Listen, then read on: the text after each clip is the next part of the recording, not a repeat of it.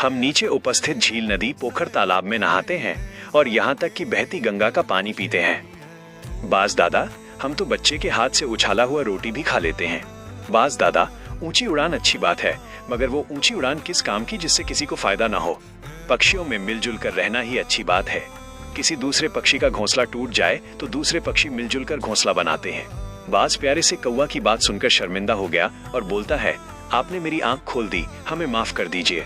आज से मैं भी आप लोगों के साथ रहूंगा। ये सब बात एक साधु सुन रहा था। साधु बाबा बोलने लगे, एक प्यारा कौवा मानव के द्वारा दिए गए छोटे से अनाज के टुकड़े की इतनी कदर करता है तो ये पक्षी हमारे लिए लाखों करोड़ों कीटों को खाते हैं। ये बात दुनिया के सभी लोगों को पता है, मगर मानव आज 1G, 2G, 3G से 4G तक आ गया है, जिससे हमारे पर्यावरण में उपस्थित पक्षियों को काफी तकलीफ एवं हमारी पृथ्वी को भी बहुत सी मुसीबतों का सामना करना पड़ता है। पहले हम सब बहुत सारे पक्षी देखा करते थे, अब उनमें से कुछ ही बचे हैं। इसका मुख्य कारण मोबाइल टावर एवं अनेक प्रकार के 4G और अब आने वाले 5G टावर्स हैं। मोबाइल टावर्स के रेडिएशन से बहुत सारे पक्षी बांझ हो गए हैं और विलुप्त हो रहे हैं। अब पक्षी नहीं रहेंगे तो उन लाखों करोड़ों कीटों, पिल्लुओं को कौन खाएगा? चलिए मान लिया आप दुनिया वालों ने उन कच्चे पिल्लुओं को खा लिया, तो देखिए न कैसा कोरोना वायरस आया है। ये तो आप लोगों को मालूम ही होगा। और अब आप लोग 5G लाने की सोच रहे हैं। तो सुनिए, हम भी आधुनिक चीजों का सम्मान करते हैं, मगर जिससे वायुमंडल में हलचल हो जाए, जिससे पर्यावरण को नुकसान सहना पड़े, तो हम विरोध तो करेंगे ही। अब हम चुप नहीं रह सकते। आप लोगों को पक्षियों की सेवा करनी ही होगी। नए नए नियम कानून बनाने ही पड़ेंगे। इसलिए आप लोगों को खुद की एवं पर्यावरण की सहायता करनी ही होगी।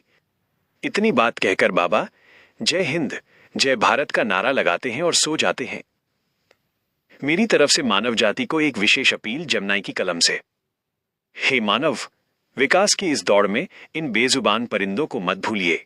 आपसे विनम्र निवेदन है कि अपने घर की छतों पर, बालकनी में और कमरों की खिड़कियों के पास छोटे बर्तनों में पक्षियों के लिए साफ पानी जरूर रखें। उनके लिए थोड़ा सा दाना या चारा डालें। भीषण गर्मी और टावर के रेडिएशन के बीच आपकी ये छोटी सी सेवा उनकी जान बचा सकती है। याद रखिए, जब आप किसी की प्यास बुझाते हैं तो प्रकृति आपकी झोली खुशियों से भर देती है। इस कहानी से दुनिया को मिली सीख: 1.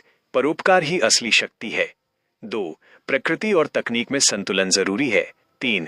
कृतज्ञता ही इंसानियत की असली पहचान है। संघर्ष योजक चिन्ह ग्रेटर देन। आप खुद के लिए बहुत जीते हैं, कभी दूसरे के लिए जी के देखिए, कितना मजा आता है। लेखक राजवीर कुमार। राजवीर जी, अब ये बिल्कुल तैयार है। क्या आप चाहते हैं कि मैं इसे एक सुंदर फोटो या कार्ड के रूप में डिजाइन करने में आपकी मदद करूं?